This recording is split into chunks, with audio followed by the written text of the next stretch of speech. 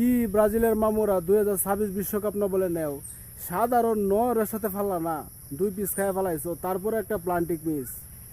এটা কি সম্ভব? তোমরা খালি বলো যে আর্জেন্টিনা প্লান্টিক মিস করে, তোমরাও তো খাইছো। তোমরা এমন জায়গায় খাইছো যে আর শুধরানোর মতো কোনো ব্যবস্থা নাই। নেইমারও তো খেললো, পারলা না তো।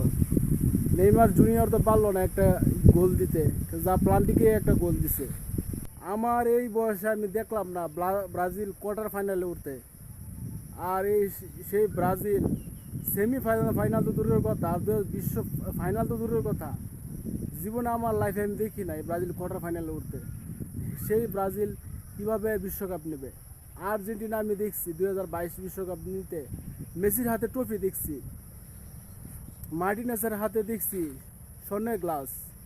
তো তাহলে তোমরা কেমনে বলো যে এই ব্রাজিল বিশ্বকাপ নেবে?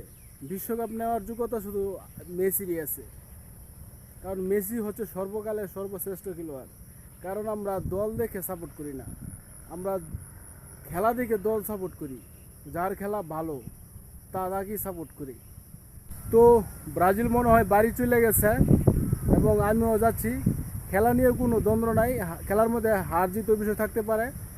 আর্জেন্টিনা যে বিশ্বকাপ নেবে এটারও কোনো ভরসা নাই, খেলার মধ্যে হার জিত বিষয় আছে।